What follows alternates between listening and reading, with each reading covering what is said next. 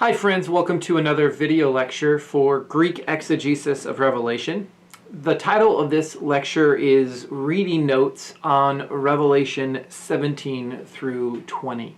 I recognize that we have already translated part of chapter 18 in the past, and we've discussed chapters 17 and 18 to some degree, but I wanted to spend some time in this video lecture giving us a sense of the whole, from chapters 17 all the way through chapter 20. And so in this lecture, I want to provide an overview of this material. Some of it will be review, some of it will be new. And then I wanted to discuss just a couple of the more important or interesting or problematic passages in this section of Revelation. So to begin our overview of Revelation 17 through 20, one of the first things to note is that it is somewhat difficult to outline or connect all of this material.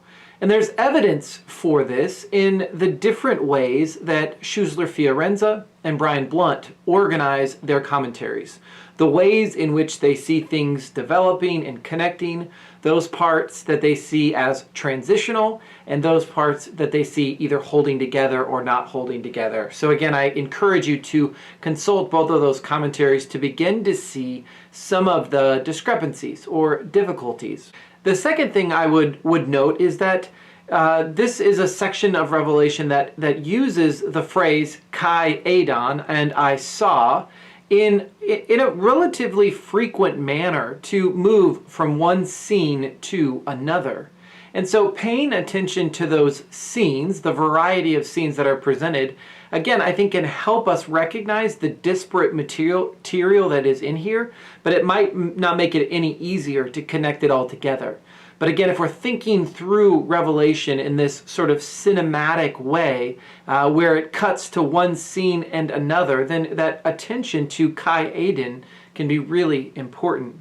Finally, as both Schussler Fiorenza and Blunt point out, there is this interesting and important parallel that gets interrupted with some material in chapter 19.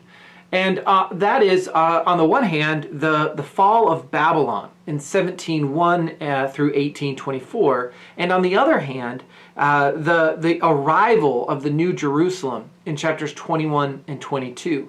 So we have these two cities that are paralleled to each other, and in many ways there will be personified as female, and that'll be an important point, I think, to consider it later in this lecture. But it's important to note, again, this broad parallel between Babylon, this sort of representative of anti-God and anti-church evil, and the New Jerusalem, the sort of intentions and goal for which all of Revelation is building towards. If I was to outline Revelation 17 through 20, or at least delineate some of its passages, I would, as I've mentioned, start with Babylon and the Beast in chapters 17, 1 through 18. Then talk about the fall of Babylon in chapter 18, verses 1 through 8. This is followed in 18:9 through 24 with the threefold lament and the sign of the millstone. Then in 19:1 through 10, there is the Hallelujah chorus, or the fourfold Hallelujah. Then in 19:11 through 16, we see the rider on the white horse. In 19:17 through 21, we see the defeat of the beast. Then in 21 through 10, we see the temporary incarceration and ultimate demise of Satan. And then in 20 verses 11 through 15, we get the final judgment. In many ways, this part of Revelation is building towards, I think, some stereotypical prophetic and apocalyptic understandings of the end of days or the great judgment. Certainly the ending of chapter 20 gets us there with the great judgment. Before discussing the individual passages, I wanted to give you a few general strategies or reminders for engaging this material.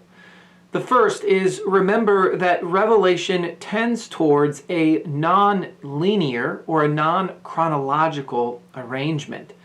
So Blunt, for example, will call Revelation 19 through 20 a literary flashback, recalling events narrated earlier in Revelation, narrated in a slightly different way, but the events are basically the same. The second strategy is to remember that Revelation has a desire and a practice of using symbolic and non-literal language. It abounds in symbolic language, and more often than not, an overly literal interpretation of Scripture will be a misinterpretation of Revelation. And then finally, keep in mind the overall purpose of Revelation is to serve as prophetic exhortation and motivation. It's meant to encourage them, to challenge them to remain faithful in their solitary devotion to God and to the Lamb. It is also meant to relativize the threat of the beast or of Rome, and to relativize or minimize the assumed benefits of accommodation. Brian Blunt calls this a scared straight approach in part of chapter 19. All right, with that broad overview in mind, I want to dig in just slightly into a few of the passages that you'll encounter in Revelation 17 through 20. The first is the Hallelujah chorus that we see in chapter 19, verses 1 through 10. 1 through 10. This is the passage that you'll translate for our class, so you'll know it very well. The first thing I want to point out about this passage is that in many ways, structurally, it mirrors the series of laments that we see in 18:9 through 20. There's a threefold repetition of a loss for Babylon, right? That phrase happens. And a variety of people speak and sort of are lamenting the loss of their livelihood, the loss of their status because of the fall of Babylon. And so the Hallelujah chorus that we see in chapter 19 is really the adverse of that. It is if the members of the earth are crying and lamenting because of the fall of Babylon, these heavenly choruses rejoice because God's rule has been established. I think the second thing to note about this chorus is that the word hallelujah is really a transliteration almost of a Hebrew phrase that means praise God. And this phrase, praise God, is a central, if not the central affirmation of all of Revelation. So we see some interesting parallels with this praise God motif in what are known as the Hallel Psalms in Psalm 113 through 118. And these Psalms have important overtones with the Exodus tradition, the Passover tradition, the celebration of liberation. And so in this Hallelujah chorus, we see the interpenetration, the mixing of judgment and liberation. Liberation that comes from judgment, judgment that effects liberation. Notice as well the call and response nature with a hallelujah by the great multitude, and then another hallelujah by the 24 elders and the living beasts, and then another hallelujah by the great multitude at the end. And more could be said about this, but just briefly, if we pay attention to the content of these hallelujahs really underscore some of the key themes and motifs in Revelation. They praise God's justice and judgment. God has acted and God has established justice in a world that seems to be devoid of that justice, right? To that community experiencing persecution. There is an exhortation to praise and fear God, to give God praise and to fear God. Again, that is the polar opposite to the response demanded by the empire, by the response demanded by the beast and by Satan. And so the exhortation to praise God and to fear God is really a call to continue to align oneself with the way of the Lamb and the way of God. And then the third aspect of the content is the celebration of God's reign.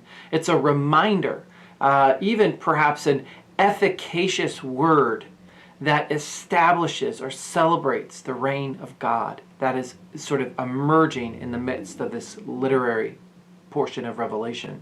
The second topic I want to talk about is the rider on the white horse that we see in Revelation as well. Revelation 19:11 through 16.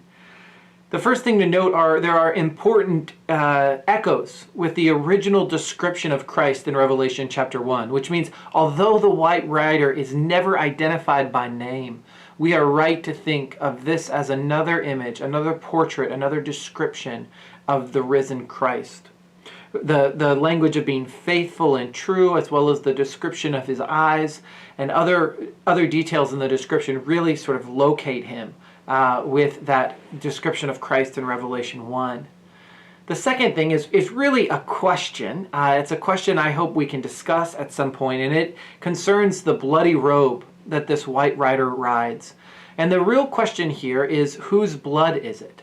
Is it his own blood, in a sort of symbolic reference to the atonement? Is it the blood of the martyrs that are mentioned elsewhere, especially in Revelation 6? Or is it the blood of his enemies? I would say that Schussler Fiorenza and Brian Blunt and David Auney all think that the third is the best option, but I wonder if there might be another option, or if there might be a combination of options. I wonder what you all think about that. I think it's interesting and important to note that the weapon is his mouth. The sword, if you will, is his word of judgment, his word of witness. And it is through this word, through this sword of his mouth, that judgment is rendered on all of the earth. Again, a really significant image of the effective speech of the risen Lord. There is an important Old Testament predecessor in Isaiah 63, 1 through 6. And scholars debate the degree to which the New Testament author of Revelation is here taking on the idea of the divine warrior, God as a divine warrior, and repurposing it in the description of Christ. The third thing that I think is worth our attention is the marriage feast, or the Great Supper. And we can see, first of all, this idea of the marriage of the Lamb in 19:7 and 19:9. There is a question, though, about who is the bride. There is a reason to think that the bride is the church, as we see in Paul's letters, but it becomes a bit hard to maintain that when the church or the faithful are invited to the feast of the bride, of the wedding. So how can you be the bride and be an invitee is the question.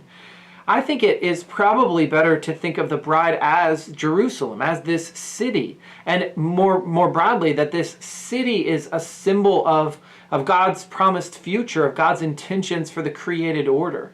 And so when we celebrate the marriage of the Lamb, we're celebrating, perhaps we could say, Jesus's initial victory with the assured final victory of God. That's the marriage. What is being produced in that marriage, the new creation that is happening in that marriage, is what we'll read about in Revelation 21 and 22, with a new earth and a new heaven and a new Jerusalem, and God's dwelling place with humanity, and the elimination of evil and of pain and suffering and lament. And so I think that's where I would fall if I were pressed on this topic. Notice as well that in the passage that follows, there is this reference to the Great Supper. And this one is strange, y'all. This is a strange part. We know of the Old Testament as well as the New Testament idea of the eschaton, of salvation being described as a great banquet. And it's possible that Revelation is drawing on that idea, but really kind of turning it on its head or subverting it. Because what we have is the birds of the air feasting on the flesh of those who have made war against the people of God. It's gory, it's bloody, it's not something that you will see in a children's Bible.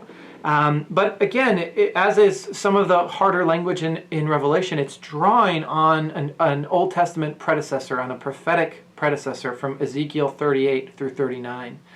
And again, the effect of it is to to render the judgment of all those who are opposed to God and God's people, that it will be final and it will be complete. And so I think I really appreciate what Brian Blunt says about this, that the two, the marriage feast and the Great Supper, are really just one and the same event being described. That one represents the joy and salvation that comes about from God's judgment. That's the marriage feast. But the other represents the demise and the destruction that comes from God's judgment, and that's the Great Supper. But again, these are two sides of the same coin, both of which describe God's final judgment. The final thing that I want to comment on before wrapping up this lecture is the demise of evil that we see in chapter 19.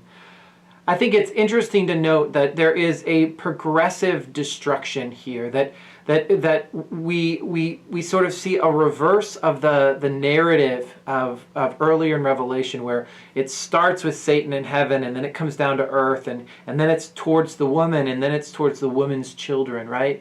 That in this progressive destruction of evil, we see it first starting with the beasts that are on earth, the earthly manifestations of Satan's power. And then eventually it is the demise of Satan, but only after a temporary, a long-term but temporary, transient time of Satan's imprisonment. I think that this is also a place where we'll see sacred violence, disturbing violence. This might need a trigger warning.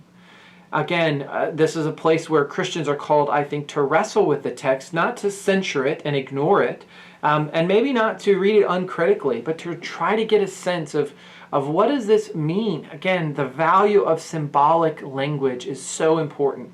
It changes our reading just a bit if we think about this as symbolic or metaphorical as opposed to literal. I think that then lies or leads into the question of the 1,000 years. This is probably a place where more speculation about Revelation has been spent than nearly any other part, or at least as any other part.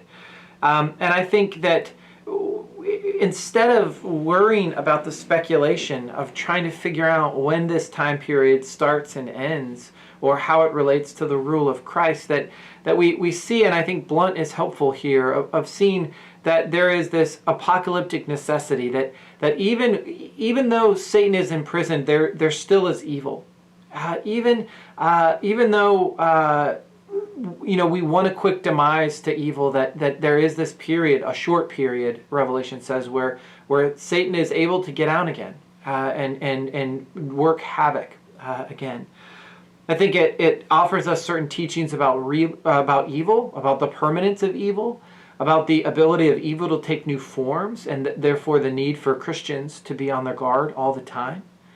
And again, the symbolic and non-literal meaning is important. I think Blunt makes the great point that too much has been made, of the concept to which John gave very little attention. So if the 1,000 years, the millennia, is only mentioned in passing, really, why do Christian interpreters spend so much time trying to figure it out? That's not the key, right? That's not the key. The key, I would suggest, is the ultimate judgment and victory of God.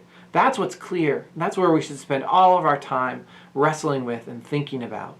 So that what we see about the demise of evil is, first of all, that God's vindication of the people of God is assured. Their justice will be given. God will remain, and God will show God's self victorious. And that in the midst, in the time up to that point, that final vindication, the church's vocation remains the same. They must remain faithful to God and to the Lamb, and they must protest against any attempts to venerate a lower power as authoritative or as creative or as sustaining the world. Well, that's all I have to say about this portion of Revelation. I hope that it at least gives us some room for conversation, and it helps you in your reading just a little bit. We're really setting the stage with Revelation 17 through 20 for the end of Revelation, this beautiful picture in Revelation 21 through 22 of the New Jerusalem and the New Earth. Thank you so much, as always, for your time and your attention. I can't wait to hear what you all think about this lecture.